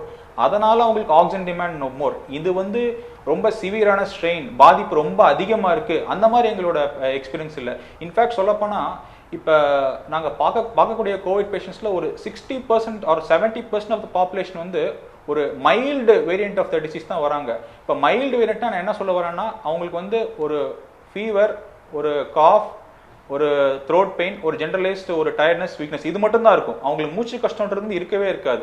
சளி, இருமல், காய்ச்சல், தொண்டை வலி, டயர்டாக இருக்கேன், வீக்காக இருக்கேன், இது மட்டும் தான் இருக்கும். அவங்களுக்கு மூச்சு கஷ்டம்ன்றது இருக்கவே இருக்காது. இந்த குரூப் ஆஃப் பாப்புலேஷன் வந்து ஒரு 60 to 70% ஆஃப் த பாப்புலேஷன். இவங்க வந்து ஹாஸ்பிட்டலில் வந்து அட்மிட் ஆகணுன்ற தேவை இல்லவே இல்லை. இவங்க வந்து அவங்களோட ஆக்சிஜன் லெவல்ஸ் வந்து வீட்டில் கரெக்டாக மானிட்டர் பண்ணிட்டு ஒரு வீடியோ கன்சல்டேஷன் மூலமாக ஒரு டாக்டரை பார்த்துட்டு அவங்க கொடுக்குற மெடிசன்ஸை வந்து கரெக்டாக எடுத்துகிட்டு இருந்தாங்களாவே வந்து ஒரு 1 வீக் டைம் இல்லை அட் தி மேக்ஸ் 2 வீக்ஸ் டைமில் அவங்களுக்கு ஆட்டோமேட்டிக்காக ஒரு நார்மலான வைரஸ் ஃபீவர் வந்து வந்தால் எப்படி வந்து அவங்களுக்கு ரெஸ்பாண்ட் பண்ணுவாங்களோ அதே மாதிரி ஒரு அவங்களோட நார்மல் இம்யூன் ரெஸ்பான்ஸ், அவங்களோட உடம்புடைய எதிர்ப்பு சக்தி வந்து அந்த வைரஸ் இன்ஃபெக்ஷனை பார்த்துக்கும். அந்த other 2 group of patients, moderate and severe. மாடரேட்னா என்ன சொல்ல வரேன்னா, இதே மாதிரி ஃபீவர், காஃப், உடம்பு வலி, தொண்டை வலி இருக்கு, பட் அது கூட வந்து அவங்களுக்கு வந்து மூச்சு கஷ்டமும் இருக்கு. மூச்சு கஷ்டம் இருக்கு, அவங்க ஹாஸ்பிட்டல் வராங்க, அவங்களுடைய ஆக்சிஜன் அளவு பார்த்தீங்கன்னா வந்து நார்மலா இருக்கிறத விட வந்து கொஞ்சம் கம்மியா இருக்கு. நார்மலா என்ன சொல்றேன்னா 94க்கு மேல இருந்தா கோவிட் பேஷண்ட்ஸ் வீட்டில் இருக்கவங்க 94க்கு மேல அவங்க ஆக்சிஜனுடைய அளவு இருந்துச்சுன்னா வந்து அது அவங்களுக்கு பொறுத்த வரைக்கும் ஒரு நார்மலான நம்பர்னு வச்சுக்கலாம். 94க்கு கீழே இருக்கிறப்பதான் வந்து அவங்க ஹாஸ்பிட்டல் வந்து அட்மிட் ஆகணும். அப்ப அவங்களுக்கு வந்து ஜஸ்ட் ஒரு 1 லிட்டர் ஆக்சிஜன் எக்ஸ்ட்ராவோ 2 லிட்டர் ஆக்சிஜன் எக்ஸ்ட்ரா கொடுத்தாலே அவங்க உடம்புல ஆக்சிஜன் அளவு கரெக்டாக மெயின்டைன் ஆச்சுன்றப்ப இவங்க வந்து மாடரேட் கேசஸ். இவங்க ரொம்ப சிவியராக சிக்காகிறது கிடையாது. நம்ம இனிஷியலாகவே இந்த பேஷண்ட்ஸ் வந்து நம்ம பிக்கப் பண்ணிட்டு ட்ரீட்மெண்ட் ஆரம்பிச்சிட்டோம்னா, எஸ்பெஷலி ஸ்டீராய்ட்ஸ் உங்களுக்கு கொடுத்துட்டோம்னா வந்து தே டூ வெரி வெல். ஒரு 5 days வந்து மெடிசன் கொடுத்துட்டோம்னா அதுக்கப்புறம் ஒரு 6th or 7th day we are discharging most of them. எந்த குரூப் ஆஃப் பேஷண்ட்ஸ் ரொம்ப சிக்காராங்கன்னா, செல்ஃப் மெடிகேஷன் எடுக்கிற பேஷண்ட்ஸ், தானா வந்து எனக்கு வந்து இது கோவிட் இருக்காது, எனக்கு கொரோனா இருக்காது அப்படின்னு சொல்லிட்டு அவங்களா ஒரு ஆன்டிபயோட்டிக் எடுத்துக்கிறாங்க, இல்லை டாக்டரை பார்க்க மாட்டுறாங்க. ஒரு ரொம்ப சிவியரான மூச்சு கஷ்டம் இருக்கு, காய்ச்சல் தொடர்ந்து ஒரு 10 நாள் இருந்துட்டே இருக்கு, அதுக்கப்புறமா வந்து they reach the hospital. அவங்க வந்து பார்த்தீங்கன்னா ஆக்சிஜன் லெவல்ஸ் ரொம்ப கம்மியாக இருக்குது. அந்த பேஷண்ட்ஸ் வந்து எங்களால் நார்மலாக அந்த 1 liter 2 liters கம்மி அளவான ஆக்சிஜன் கொடுத்து அவங்களால எங்களை வந்து மேனேஜ் பண்ண முடியல. ஃபார் தெம் நாங்கள் வந்து சர்டன் டிவைசஸ் லைக் இந்த ஹை ஃப்ளோ ஒரு 60 லிட்டர் 50 லிட்டர் ஆக்சிஜன் கொடுக்கக்கூடிய டிவைசஸ் இல்லாட்டி வென்டிலேட்டர் இந்த மாதிரி டிவைசஸ் வச்சு தான் அவங்களை மேனேஜ் பண்ணுறோம். பட் அவங்க வெளியே வருவாங்களா இல்லையான்னு கேட்டிங்கன்னா இட் டிபெண்ட்ஸ். அவருடைய பேஷண்ட்னுடைய அண்டர்லைங் லங் கண்டிஷனை பொறுத்தது. இப்போ உதாரணத்துக்கு ஆல்ரெடி வந்து ஒரு 50 வயசு ஆயிடுச்சு, அவருக்கு ஆல்ரெடி லங்ஸ்லையும் ப்ராப்ளம் இருக்குது, அவருக்கு ஆல்ரெடி ஹார்ட்லையும் ப்ராப்ளம் இருக்குது, ஹார்ட்டில் ஆப்ரேஷன் பண்ணியிருக்காங்க, அவருக்கு பிபி இருக்குது, சுகர் இருக்குன்னு பார்த்தீங்கன்னா அவங்க வெளியே வரதுக்கான அவுட்கம் பார்த்தீங்கன்னா வந்து இட் இஸ் கொஞ்சம் கம்மி தான். பட் ஆனால் இப்போ ஒரு 30 years ஒரு 40 years அவருக்கு பிபி சுகர் இல்லை ஒரு ஸ்மோக்கிங் பழக்கம் எதுவுமே இல்லை, அவர் அண்டர்லைங் லங் ஹெல்த்தியான லங்னா அவர் வந்து இந்த பிரச்சனையிலேருந்து வெளியே வரதுக்கான வாய்ப்புகள் வந்து அதிகம். ஸோ இன் ஷார்ட் டிஃபரன்ஸ் என்னன்னு பார்த்தீங்கன்னா, ஏஜ் குரூப் அஃபெக்டட் வந்து கொஞ்சம் children and adult population also getting affected. Transmission of the virus ஒருத்தருக்கு இன்னொருத்தருக்கு பரவக்கூடிய தன்மை வந்து இந்த செகண்ட் வேரியன்ட்ல வந்து பார்த்தீங்கன்னா it is more. Apart from that majority of the patients வந்து மைல்டு டிசீஸ் தான். இப்போ வந்து ஒன்ஸ் அவங்க கோவிட் பாசிட்டிவ் டிடெக்ட் ஆனோம்னா மோஸ்ட் ஆஃப் த பேஷண்ட்ஸ் என்ன பண்ணுறாங்கன்னா they get panicked, they get so much panicked, எனக்கு எதாவது ஆயிருமோ எதாவது ஆயிருமோ சொல்லிட்டு they're under so much of stress, entire families under stress. But it is not the same. இது வந்து கோவிட்னு வந்தாலே வந்து இது எண்ட் ஆஃப் த ஸ்டோரின்ற மாதிரி கிடையாது. Positive thinking should be there. நீங்கள் வந்து ஒரு ப்ராப்பரான ஒரு ஃபிசிஷியன், ஒரு பல்மாலஜிஸ்ட் மாதிரி இருக்க டாக்டர்ஸ் நீங்கள் வந்து கன்சல்ட் பண்ணி அவங்க சொல்கிற அறிகுறி நீங்கள் கேட்டிங்கனாவே நார்மல் அதாவது ஒரு கோமாபிலிட்டி அதிகமாக இல்லாதவங்க, இப்போ ஆல்ரெடி டிஸ்கஸ் பண்ண மாதிரி கோமாபிலிட்டிஸ் பேசிகிட்டு இருந்தோம், அந்த பிபி சுகர் அது மாதிரி இல்லாதவங்க they can stay in their home, get treated very well in home only. நல்லா அடிக்குவேட்டா ஹைட்ரேட் பண்ணிட்டு more of green leaves vegetables nutritious டயட்லாம் எடுத்துட்டு ஹைட்ரேஷன் நிறைய பண்ணிட்டு சிம்பிள் பிரீதிங் எக்ஸசைஸ் பண்ணாலே they get better. அவங்களுக்கு அட்மிட் பண்ணுறது தேவையே இல்லை. இந்த ஆக்சிஜன் பற்றாக்குறைங்கிறது வந்து பார்த்தீங்கன்னா due to increase in number of patients coming to the hospital getting admitted தான் இருக்கே தவிர it is not the severity which is causing this one. பேசலாம் டாக்டர் ஆர். ஃபர்ஸ்ட் டைம் நம்ம என்ன பண்ணோம், we gave much priority to chloroquine, remdesivir மருந்து வச்சு தான் இதை குணப்படுத்துறோம்னு நினைச்சோம். Now we know that as he rightly said, simple oxygen. அதனால good thing about the oxygen is it's very easy. நம்ம எந்த நாட்டுக்கும் போக வேண்டாம். அதனால டோன்ட் வரி, ஆக்சிஜன் டிமாண்ட் எல்லாம் நம்ம of course now we are in a டயர்ஸ்கன் இந்த ஃபியூச்சரில் வி கேன் இதெல்லாம் வந்து ரெக்டிஃபை பண்ணிடலாம். So don't give much importance to unwanted drugs. Simple oxygen steroid கொடுத்தாலே வந்து majority of the patient will recover. This is the message. பேசலாம் டாக்டர் ஆரம். அதாவது ஒரு உறுப்பு மாற்று சிகிச்சை இந்த மாதிரி வரக்கூடியவங்களுக்கு இன்னைக்கு காலகட்டத்தில் வந்து டாக்டர்ஸும் சரி அல்லது இந்த ஹாஸ்பிட்டல்ஸும் அதோட ப்ரையாரிட்டி லெவல் என்னவா இருக்குது? ஏன்னா பெரும்பாலான ஹாஸ்பிட்டல்ஸில் மொத்த டாக்டர்ஸ் மற்றும் அந்த நர்சஸ் எல்லாருமே வந்து கோவிட் பேஷண்ட்ஸ் அதிகமாக இருக்கிறதுனால பெட்ஸ் ஃபுல்லானதுனால அவங்கள பார்க்குறாங்க. ஸோ இதுக்கான ஸ்பேஸ் எந்த அளவுக்கு இருக்குது? அந்த மாதிரியான நோயில் வரக்கூடியவர்களுக்குன்னு என்ன மாதிரியான சிஸ்டம் பிளான் வச்சுருக்காங்க ஹாஸ்பிட்டல்ஸ்? இன்னைக்கு வந்து கோவிட் 2வது வேவ் போயிட்டு இருக்கு. முன்னாடி பேசின டாக்டர் கூட அந்த திருக்குறள் ஞாபகப்படுத்தினாங்க, வருமுன்னர் காவாதான் வாழ்க்கை எரி முன்னர் வைத்தூறு போல கெடும். அதாவது ஒருத்தர் வர்றதுக்கு முன்னாடியே தன்னுடைய என்னென்னலாம் வரும்னு யோசிச்சு அதுக்கு தகுந்த மாதிரி ஸ்டெப் எடுத்து அப்படி அதை இந்திய அரசு எடுத்திருக்காங்கன்னா முழுக்க இதுல ஃபெயிலியர் ஆயிருக்கு. நம்ம ஹெல்த்துக்கு வந்து 5% ஜிடிபியில ஒதுக்கணும், ஆனா 1.6% தான் ஒதுக்கிட்டு இருக்கோம். அப்ப 1.6 ஒதுக்கி நம்ம சாதாரண நோய்களை பார்த்துக்கிட்டு இருந்தோம். ஒரு பேண்டமிக் வந்து நீங்க ஒதுக்குனது தவறு, 5% ஒதுக்கி இருக்கணும், ஒதுக்காதனால நீங்க அந்த பாதிப்புல அனுபவிங்க. இப்ப வந்து பாட்டி படைச்சிக்கிட்டு இருக்கு. இப்ப எல்லா சிஸ்டமுமே வந்து பாதிப்படைஞ்சிருக்கு. எல்லாத்தையும் வேக்சின் எடுத்துக்கிட்டா வேக்சின் நம்ம அதிகமா ப்ரொடக்ஷன் பண்ணிருக்கணும், முதல்ல இன்வெஸ்ட் பண்ணிருக்கிறோம். ரெம்டிசிவிர் நம்ம ஏற்றுமதி பண்ணிருக்க கூடாது. இப்படி பல இதுகளையும் நம்ம வந்து கோட்டை விட்டுட்டே வரோம். இப்ப 2வது வேலை நீங்க சொன்ன மாதிரி இப்ப முன்னாடி வந்து 93,000 தான் ஒரு நாளைக்கு மேக்சிமம் இருந்தது. ஆனா இன்னைக்கு பார்த்தா 3,60,65,000 வருது. இது எவ்வளவு தூரம் போகும் அப்படின்னு பார்த்தா 4 லட்சம் போகுன்றாங்க. அப்ப இன்னைக்கு உள்ள அப்படியே இன்னைக்கு ஒரு ஓபி இன்னைக்கு 100 ஓபி பாக்குறோம்னா 70 பேர் வந்து இந்த சிம்டத்தோடய வராங்க. அது நம்ம டெஸ்ட் எடுத்தோம்னா 30 பேருக்கு குறைஞ்சபட்சம் நம்ம சிடி பாசிட்டிவா இருக்கு. இன்னைக்கு காலையில கூட ஒரு அம்மா வருது 44% தான் ஆக்சிஜன் சேச்சுரேஷன் வந்து 10 மினிட்ஸ்ல டெத். அது வந்து ஹாஸ்பிட்டல் பக்கத்துலயே தான் இருக்கு. அப்ப இதை ஏன் வர முடியல? பொருளாதாரமா அவங்ககிட்ட இல்ல, காசு இல்ல, போய் ஆஸ்பத்திரிக்கு போகணும் அப்படின்றது. அப்ப பல்வேறு சிக்கல்களை இன்னைக்கு வந்து ஜனங்க சந்திச்சுட்டு இருக்காங்க. அதுல முக்கியமா நீங்க வந்து பிளட் டொனேஷன் எடுத்தீங்க. பிளட் டொனேஷன் வந்து இப்ப பொதுவாகவே வாலண்டரி டொனேஷன் தான் நடந்தது. இன்னைக்கு எந்த பிளட் பேங்க்லயும் பிளட் இல்ல. ஏன்னு கேட்டா வாலண்டரி பிளட் டொனேஷன் நடக்கல. காலேஜஸ் எல்லாமே மூடி இருக்கு. இவங்களுடைய பிளட் பேங்க் முக்கியமான சோர்ஸ் வந்து காலேஜ் தான். அப்ப காலேஜ் அடைச்சிருக்கும் போது காலேஜ்ல போய் இவங்க கலெக்ட் பண்ண முடியல. இப்ப ஒரு நல்ல விஷயம் வந்து 18 வயசுக்கு மேல வேக்சின் போடுறது. ஆனா இந்த வேக்சின் போடுறப்ப என்ன ஒரு கைட்லைன்ஸ் கொடுத்திருக்காங்க, நேஷனல் NTBC அந்த கவுன்சில் வந்து இப்ப 30ஆம் தேதி கூட்டி கைட்லைன்ஸ் கொடுத்திருக்காங்க. 2வது ஊசி போட்டு 28 நாளைக்கு அப்புறம் தான் நீங்க பிளட் எடுக்கணும் அப்படின்னு சொல்லியிருக்காங்க. இதுல நம்ம இந்த கைட்லைன்ஸ் அடிப்படையிலே நம்ம 18 வயசுக்கு மேல உள்ள எல்லாருமே நம்ம போட்டுட்டு இந்த கைட்லைன்ஸ் அடிப்படையிலே போறப்ப இன்னும் வந்து இந்த சிக்கலாகும். அப்ப இதுக்கான மாற்று என்னன்றது யோசிக்கிறது. இன்னைக்கு வந்து பிளட் டிரான்ஸ்மிஷன் 5 கோடி தேவைப்படுதுன்னா 2.5 கோடி தான் நம்ம பிளட் எடுத்துக்கிட்டு இருக்கோம். அப்ப ஏற்கனவே மிகப்பெரிய ஷார்டேஜ்ல இருந்தது.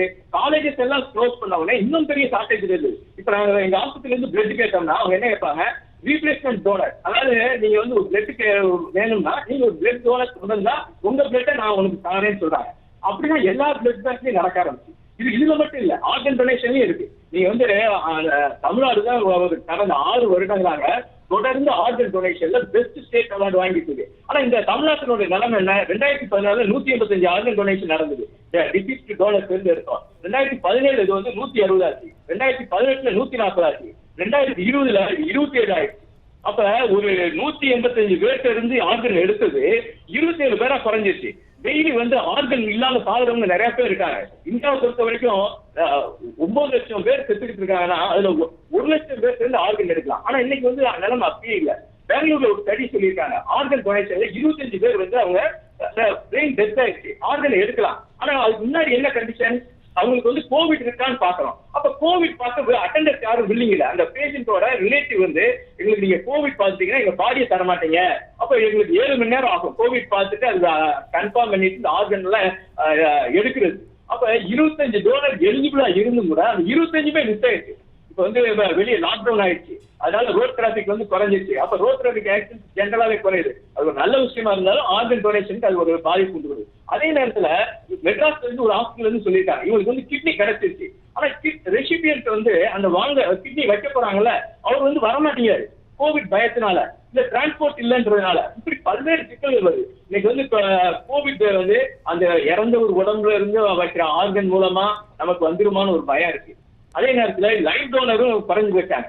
லைவ் டோனர் ஒருத்தர் ஆஸ்பத்திரிக்கு போனாலே இன்னைக்கு எல்லாமே கொரோனா நோயாளிகளா உள்ள போனோம்னா இல்ல இதுக்கெல்லாம் தீர்வு வந்து நம்ம வருமுன்னர் காவாதான் வாழ்க்கை இருக்குல்ல, அதுக்கு வந்து நீங்க தனியா டாக்டர் சொன்னாங்க சைனால அந்த மாதிரி தனி கொரோனா ஹாஸ்பிட்டல். இன்னைக்கு வந்து நம்ம ஹெல்த் சிஸ்டமே ரொம்ப வீக்கா இருக்கு. ஹெல்த்ல உள்ள எல்லாத்தையுமே கொரோனா டியூட்டிக்கு டைவர்ட் பண்ணிட்டாங்க. பெரிய பெரிய ஹாஸ்பிட்டல்ல 1/4 ஆஃப் ரிசோர்ஸஸ் வந்து ரிசர்வ் வைக்க சொல்றாங்க.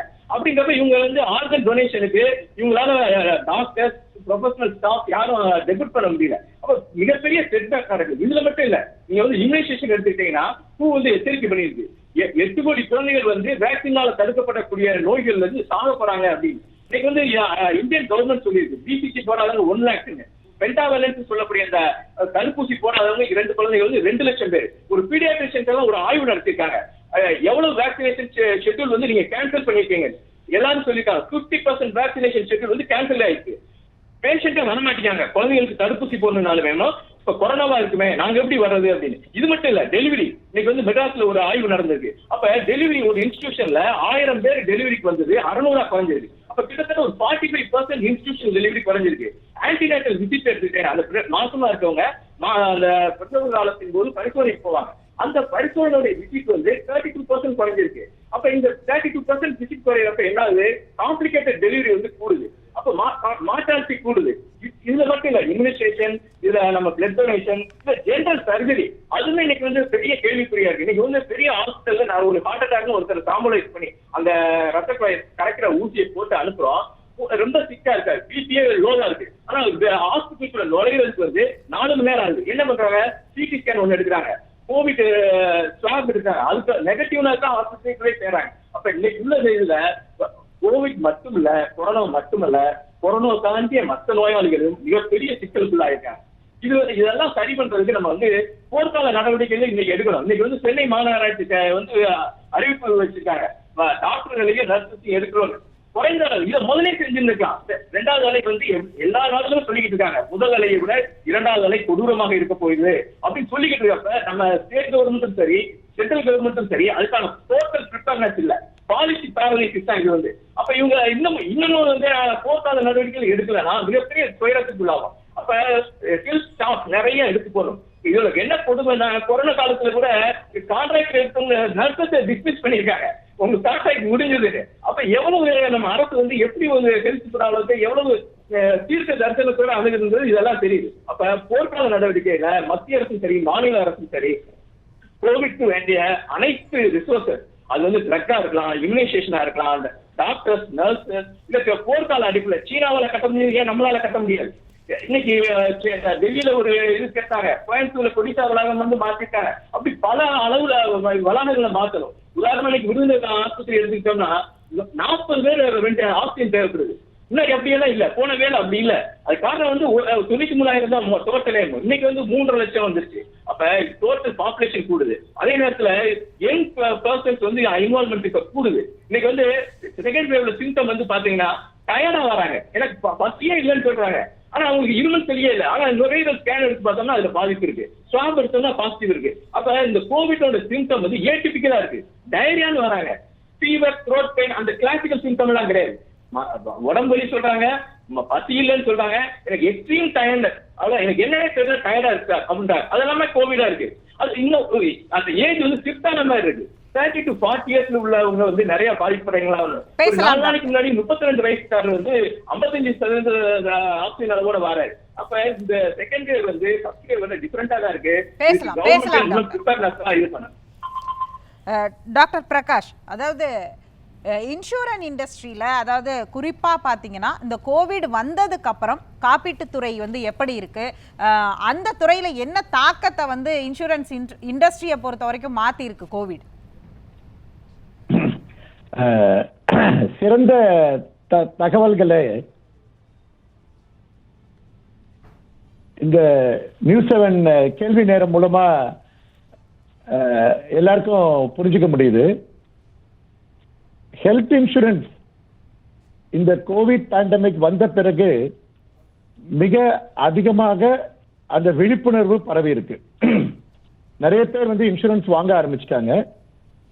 ஏன்னா இந்த ஒரு நோயை கண்டு ஒரு பயம், அதோட வைத்தியத்தை கண்டு ஒரு பயம், அந்த நோய்க்கு செலவாகக்கூடிய செலவை கண்டு ஒரு பயம். ஸோ இந்த பயத்தில் இருக்கக்கூடிய பொதுமக்களுக்கு கண்டிப்பா வந்து இன்சூரன்ஸ் விழிப்புணர்வு அதிகமாயிருக்கு. நிறைய பேர் இன்சூரன்ஸ் எடுத்துக்கிறாங்க. இப்ப நீங்க வந்து இந்த கேள்வி நேரத்தில் பிளட் டொனேஷனை பத்தி சொன்னீங்க. ஸோ பிளட் டொனேஷன் ரொம்ப ரொம்ப essential, very much essential. Emergency சர்ஜரிக்கு ரத்தம் தேவைப்படுது. அது மட்டும் இல்லாம ஒரு சில நோய், thalassaemia, sickle cell anaemia, Fanconi's anaemia, leukaemia, இவங்களுக்கெல்லாம் அடிக்கடி பிளட் டொனேஷன் கொடுக்க வேண்டிய தேவை இருக்கு. அந்த குழந்தைகளை கூப்பிட்டுக்கிட்டு அந்த தாயார்கள் அவங்க வந்து பிளட் டொனேஷனுக்கு வரும்பொழுது பிளட் பேங்க்ல பிளட் இல்லை. பிளட் பேங்க்குக்கு முன்னாடி பேசியவங்க சொன்ன மாதிரி பெரிய பெரிய நிறுவனங்கள், கல்லூரிகள் அங்க போய் பிளட் டொனேஷன் கேம்ப் வச்சு பிளட்டை கொண்டு வருவாங்க. ஆனா இப்ப வந்து அந்த கேம்ப் எல்லாம் வைக்க முடியல. அதனால பிளட் பேங்க்ல பிளட் ரொம்ப கம்மியா இருக்கு. இந்த செய்தி மூலமா நீங்க என்ன சொல்லணும்னா, யங்ஸ்டர்ஸ் தைரியமா வந்து பிளட் டொனேட் பண்ணலாம். அதன் மூலமா பல ஆயிரக்கணக்கான உயிர்களை நம்ம காப்பாற்ற முடியும். அந்த பிளட் டொனேஷன் வேக்சின் போடுறதுக்கு முன்னாடியே வந்துடலாம், அல்லாட்டி 2வது டோஸ் போட்டு 28 நாள் கழிச்சு வரலாம். ஆனா கண்டிப்பாக பிளட் பேங்க்ல போய் பிளட் கொடுக்கறதால நோய் பரவாது, நோய் வராது. தைரியமாக அவங்க முன்னுக்கு வரணும்.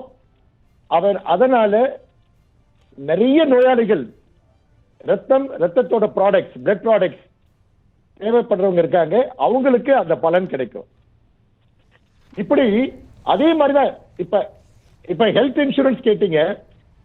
ஹெல்த் இன்சூரன்ஸ் எடுத்து வச்சிருக்கிறவங்க அவங்களோட சம் இன்சூர்ட் கம்மியா இருந்தா அதை இன்க்ரீஸ் பண்ணிக்கணும். இன்னைக்கு இருக்கிற காலகட்டத்தில் ஒரு குடும்பத்துக்கு 5 lakhs சம் இன்சூர்ட் இருந்ததுன்னா எந்த விதமான மருத்துவமனையில போயிட்டு தீவிர சிகிச்சைகள் தேவைப்பட்டாலும் அதை நம்ம கரெக்டா பண்ணிக்கலாம். ஸோ இந்த சீசன்ல ஹெல்த் இன்சூரன்ஸ் நிறைய பேர் எடுத்துக்கிறாங்க.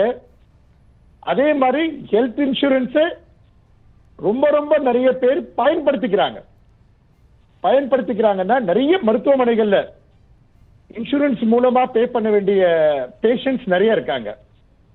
ஸோ ஹெல்த் இன்சூரன்ஸ் ஒருத்தவங்களுடைய சேவிங்ஸ், அவங்களுடைய கஷ்டப்பட்டு அவங்க உழைப்பில் சேர்த்த சொத்தை அவங்க காப்பாற்றணும்னா இன்சூரன்ஸ் எடுத்து வச்சுக்கிறது நல்லது. இல்ல அதுல ஒரு சின்ன டவுட் இருக்கு டாக்டர். அதாவது வந்து ஹெல்த் இன்சூரன்ஸ் வந்து ஸ்கீம் வைஸ் வெவ்வேறுத்தர் தனிநபர் சார்ந்து உங்களுக்கு வெவ்வேறு நிறைய ஸ்கீம்ஸ் ஒவ்வொரு நிறுவனமும் வைத்திருக்கிறது, வெவ்வேறு ஸ்கீம்ஸும் இருக்கிறது, ஒவ்வொரு தனிநபர் சார்ந்தும் அது இருக்கு. நம்ம பொதுப்படையா பேச முடியாது. ஆனா ஒரே ஒரு கேள்வி எல்லோருக்கும் இருப்பது, ஒரு கோவிட் வந்த பேஷண்ட் அவர் வந்து கியூர் ஆகி நல்லா ஆயிட்டாரு. ஆனா அவர் வந்து ஏற்கனவே எடுத்த ஹெல்த் இன்சூரன்ஸ்க்கும் அதுக்கப்புறம் அவர் எடுக்கக்கூடிய ஹெல்த் இன்சூரன்ஸ்லயும் ஏதாவது வேரி இருக்கா? ஜெனரலா சொல்ற மாதிரி டிஃபரன்ஸ் இருக்கா? கோவிட்-19 என்பது ஒரு நோய். மற்ற நிமோனியா, டைபாய்டு அந்த மாதிரி இதுவும் ஒரு நோய். இதற்காக ஹெல்த் இன்சூரன்ஸ் பாலிசியில எந்த ஒரு பாகுபாடும் இல்லை. ஏற்கனவே இன்சூரன்ஸ் இருக்கிறவங்களுக்கு கோவிட்-19 ஏற்பட்டால் அந்த இன்சூரன்ஸ் அவங்க யூஸ் பண்ணிக்கலாம். புதுசா இன்சூரன்ஸ் வாங்குறவங்களும் கோவிட்-19 வந்தா அதை பயன்படுத்திக்கலாம். COVID-19 it is like any other disease. It is an infectious disease. So it is covered under all policies. அந்த ஒரு 15 days 30 days வெயிட்டிங் பீரியட், அந்த வெயிட்டிங் பீரியடுக்கு அப்புறம் இன்சூரன்ஸ் பாலிசி வச்சிருக்கிற எல்லாருக்குமே எந்த கம்பெனியில வாங்கியிருந்தாலும் கோவிட்-19 வந்தால் அந்த இன்சூரன்ஸை பயன்படுத்திக்கலாம். நன்றி டாக்டர், தொடர்ந்து பேசலாம். இது சம்பந்தமா இன்னைக்கு நம்ம ட்விட்டர்ல ஒரு கேள்வியை முன் வச்சிருந்தோம். கொரோனா பெருந்தொற்று காலத்தில் இரத்த தானத்தை ஊக்குவிப்பது அரசின் கடமை, மக்களே முன்வருவது, தடுப்பூசி அச்சத்தை போக்குவது இரத்த வங்கிகளின் கையில் அப்படின்னு 4 ஆப்ஷன்கள் கொடுக்கப்பட்டிருக்கு. ட்விட்டர்ல மக்கள் என்ன சொல்றாங்க அப்படிங்கறது சிறிய இடைவேளைக்கு பிறகு கேள்வி நேரம் நிகழ்ச்சியில் விவாதிக்கலாம். கொரோனா காலத்தில் பிற முக்கிய சிகிச்சைகள் பாதிக்கப்படாமல் இருக்க என்ன செய்ய வேண்டும் அப்படிங்கிற புள்ளியில பேசிட்டு இருக்கோம். இது சம்பந்தமா எனக்கு ட்விட்டர்ல ஒரு கேள்வியை முன் வச்சிருந்தோம். கொரோனா பெருந்தொற்று காலத்தில் இரத்த தானத்தை ஊக்குவிப்பது இரத்த வங்கிகளின் கையில் 8%, தடுப்பூசி அச்சத்தை போக்குவது 18%, மக்களே முன்வருவது 29%, அரசின் கடமை 45%. திரு பூபதிஜா டாக்டர். கண்டிப்பாங்க. இப்போ மக்கள் வந்து ரத்த தானம் கொடுக்கணும். இந்த ரத்தம் என்பது முக்கியமான ஒரு மருந்து ஆக்சுவலாக. ஏன்னா பல உயிர் காக்கும் மருந்து. கொரோனா வந்து உயிரை எடுத்துக்கிட்டு இருக்குது, ரத்த தானம் உயிரை கொடுக்குது. அப்போ அந்த உயிரை கொடுக்கணும் ஒரு மக்களும் ஒரு இளைஞர்கள் வந்து ரத்த தானம் கொடுக்கும்பொழுது ஒரு உயிரை காப்பாற்றுறாங்க அப்படிங்கிறது தான் பொருள். அப்போ இந்த கொரோனா சம்பந்தப்பட்ட பல்வேறு விதமான தவறான தகவல்கள் இணையதளத்தில் போயிட்டுருக்கு. அப்போ இதிலிருந்து மக்கள் வந்து இந்த ரத்த தானம் கொடுப்பவர்கள் வந்து ஒரு விழிப்புணர்வு அடையணும். ரத்த தானம் எல்லாருமே கொடுக்குறது இல்லையே. ஒரு 100 பேர் இருந்தாங்கன்னா அதில் 10 பேரோ 5 பேர் தான் முன் வந்து ரத்த தானம் கொடுக்குறாங்க. ஏன்னா அவங்க நல்ல உள்ளம் கொண்டவர்களாக இருக்கிறாங்க. அப்போ அவங்களுக்கான விழிப்புணர்வுகளை கொடுத்தாதே போகும், ரத்த தானம் வந்துடும். அப்போ கல்லூரிகள், மாணவர்கள், மாணவிகள், மற்ற இருக்கக்கூடிய இளைஞர்கள் எல்லாத்தையும் வந்து அரசு முக்கியமாக கடமை எடுத்து இந்த கொரோனா சம்பந்தப்பட்ட காலத்தில் எந்த விதமான பாதிப்பு வராது, ரத்த தானம் தைரியமாக கொடுக்கலாம், உங்களுக்கு எந்த விதமான பிரச்சனை வராது, அப்படி ரத்த தானம் கொடுக்கிறவர்களுக்கு ஊக்குவிக்கும் வழியிலே அந்த அரசு ஏதாச்சும் ஒன்று செய்யணும். அப்படி என்பது இந்த பெருந்தொற்று காலத்திலே ரத்த தானம் கொடுக்கும் பொழுது, கொரோனா உயிரை எடுக்கும் பொழுது ரத்த தானம் உயிரை கொடுக்கிறது. அப்போ இது என்ன யாரோட கடமை என்றால் அரசினுடைய கடமை. என்ன கடமை? மக்களுக்கு விழிப்புணர்வு ஏற்படுத்துவது. யாருக்காக? யார் அவர்கள் ரத்த தானம் கொடுக்க முன்வருகிறார்களோ அவர்களுக்கு விழிப்புணர்வு எடுத்தும் பொழுது, அவர்களுக்கு தைரியத்தை கொடுக்கும் பொழுது கண்டிப்பாக முன் வருவார்கள். அங்கே எங்கெங்கே செய்யணும்னா காலேஜஸ், யூனிவர்சிட்டிஸு, மற்ற இருக்கக்கூடிய காமன் ஜென்ரல் பப்ளிக் இருக்கக்கூடிய ஐடி பர்சன்ஸ் இவங்களுக்கெல்லாம் செஞ்சு இதை பண்ணணும். இந்த அடிப்படையில் ஒரு கருத்து சொல்லிக்கிறேங்க. இப்போ இந்த பிரச்சனைகளுக்கெல்லாம் என்ன காரணம் அப்படின்னா நம்ம இருக்கக்கூடிய கட்டுமானம் தான். நம்மளுடைய அரசாங்கம் என்னன்னா ஹெல்த்துக்கு ரொம்ப இம்பார்ட்டன்ஸ் கொடுக்கணும். உலகளவில் பார்த்தீங்கன்னா பிரிட்டன், யுஎஸ்ஏ எல்லாம் ஜிடிபியில் வந்து அவங்களுடைய வந்து 10% ஒதுக்குறாங்க, 8% 10% ஒதுக்குறாங்க. ஆனால் நம்ம நாடு வந்து 1.8 தான் ஒதுக்குது. அப்போ அடிப்படையாக என்னென்னா நிறைய முதலீடுகளை நம்ம வந்து இந்த பணத்தை வந்து ஜிடிபியில் இதுக்கு ஒதுக்கும் பொழுது அப்போ என்ன ஆகும், நிறைய வசதிகள் செய்யலாம், நிறைய பிளட் பேங்கை கட்டலாம், நிறைய பிளட் பேங்கில் ரத்த வங்கிகளை கட்டி ரத்தத்தை சேமித்து வைக்கலாம், வரக்கூடிய காலத்திற்கு ஆபத்து காலத்தில் செய்யலாம். அப்போ அடிப்படைன்னா இந்த திட்டத்தில், இந்த நம்ம சுகாதார திட்டத்திலே, இந்த அமைப்பு திட்டத்திலே ஒரு புதிய மாற்றத்தை கொடுக்க வேண்டும், கொண்டு வர வேண்டும். இந்த வரக்கூடிய காலத்தில் நிறைய நிதிகளை ஒதுக்க வேண்டும். அப்பதான் இந்த எல்லா பிரச்சனைகளுக்கும் தீர்வாக அமையும். நன்றி. டாக்டர் கருணாநிதி, ட்விட்டருடைய ரிசல்ட் பார்த்துருப்பீங்க, உங்களுடைய கருத்து? ஏமா இந்தியாவை பொறுத்தவரையில் நம்ம பார்ட்டிஷன் ஃப்ரீடம் அட் மிட் நைட், வெள்ளக்காரங்க விட்டு ஓடின உடனே so many people died. அதே மாதிரி தான் என்ன இன்னைக்கு வந்து பிகாஸ் ஆஃப் அவர் பேண்டமிக் ப்ரிப்பேர்னஸ்னால் நம்ம 0 மைனஸில் இருந்ததுனால it is a huge loss. First வேவ்லேயே லாஸ் ஆனோம், நம்ம அண்டர் ரிப்போர்ட் பண்ணோம், இப்போயும் ரொம்ப லாஸ் நடக்குது. ஸோ இதுக்கு ஒரே வழி, அஸ் ரைட்லி செட், எல்லா கண்ட்ரீஸுமே இந்த கொரோனா வேவை ஆக்சிஜன் வேக்சின் எல்லாம் போட்டு இப்போ சொல்யூஷன் வந்து என்ன அப்படின்னா vaccination at any cost.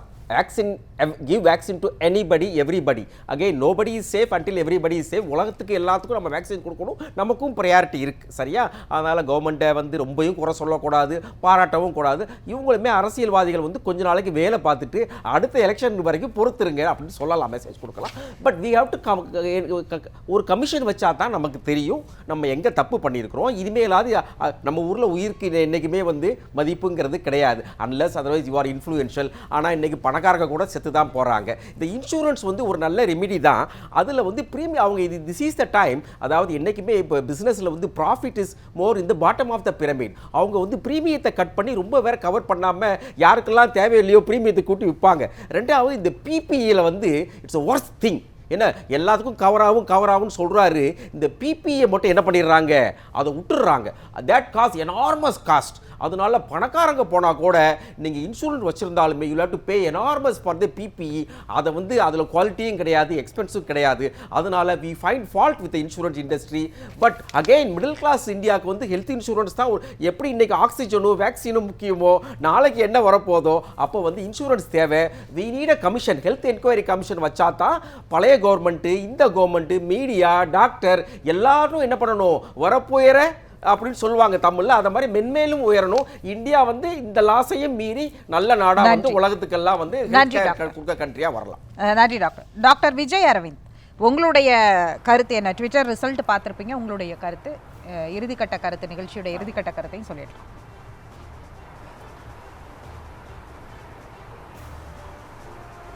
Ma'am, இப்போ ஏற்கனவே பேசிகிட்டு இருக்க மாதிரி கொரோனா கூட மற்ற டிசீஸஸும் இப்போ வந்து காமனாக ஹாஸ்பிட்டல்ஸ்க்கு patients, heart attack patients, stroke patients எல்லாருமே வந்துகிட்டே தான் இருக்காங்க.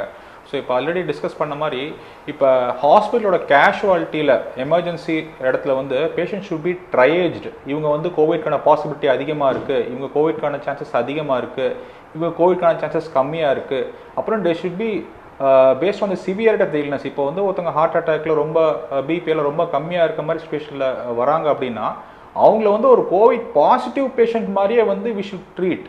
அந்த கோவிட் ப்ரிகாஷன்ஸ் எல்லாமே எடுத்துகிட்டு அவங்களுக்கு கோவிட்கான ப்ரிகாஷன்ஸ் எல்லாம் எடுத்துகிட்டு ஹார்ட் அட்டாக்கான ட்ரீட்மெண்ட், முழுமையான ட்ரீட்மெண்ட் வந்து கொடுத்துட்டு தான் இருக்கும்.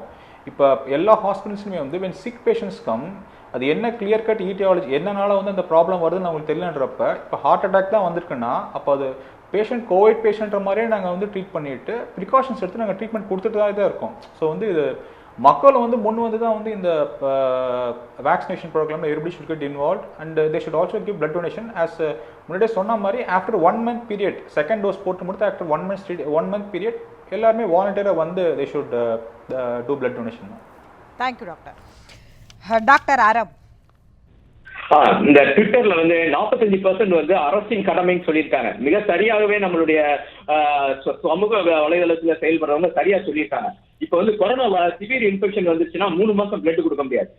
கொரோனா வேக்சின் போட்டவங்க 28 நாளைக்கு போட முடியாது. இன்னைக்கு பிளட் பயங்கரமான ஷார்டேஜ் இருக்கு. இந்த பிளட்டை கொடுக்கக்கூடியவங்க யாருன்னா மெயினா காலேஜ் ஸ்டூடெண்ட்ஸ் தான்.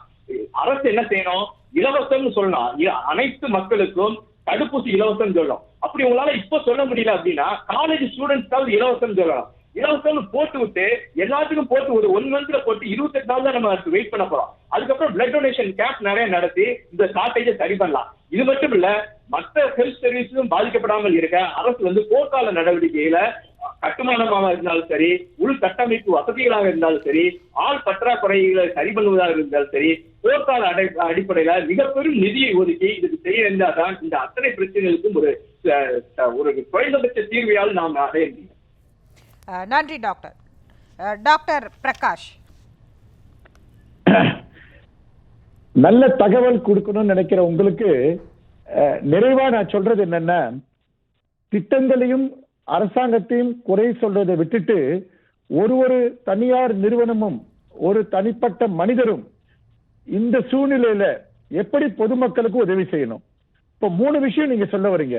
Number 1, blood donation is safe. Blood donation கொடுக்கறதால யாருக்கும் நோய் வராது. பிளட் டொனேஷன் கொடுக்கறதால பல பேருக்கு பலன் கிடைக்கும். அதனால பீப்புள் ஷுட் கம் ஃபார்வர்ட். ரத்த தானம் கொடுக்கணும். நம்பர் 1. Number 2, vaccination. தாராளமா வேக்சினேஷன் போய் போட்டுக்கணும். வேக்சினேஷன் போட்டுக்கிறதுக்கு முன்னாடி இளைஞர்கள் பிளட் டொனேஷன் கொடுக்கலாம். அல்லாட்டி 2 டோஸ் போட்டு 28 நாள் கழிச்சு பிளட் டொனேஷன் கொடுக்கலாம். 3வது, ஹெல்த் இன்சூரன்ஸ். ஹெல்த் இன்சூரன்ஸ் கண்டிப்பாக இந்திய நாட்டில் ஹெல்த் இன்சூரன்ஸ் கவரேஜ் ரொம்ப கம்மியா இருக்கு. கண்டிப்பாக தேவை. பல விதத்தில் அது பயனளிக்கும். அதனால எல்லாருமே இன்சூரன்ஸ் வச்சிருக்கிறவங்க கரெக்டா ரினியூ பண்ணிக்கணும். குறைவான தொகைக்கு இன்சூரன்ஸ் வச்சிருக்கிறவங்க அவங்க தொகையை கூடுதலாக்கிக்கணும். இன்சூரன்ஸ் இல்லாதவங்க கண்டிப்பாக இன்சூரன்ஸ் வாங்கிக்கணும். இதுதான் என்னுடைய கருத்து.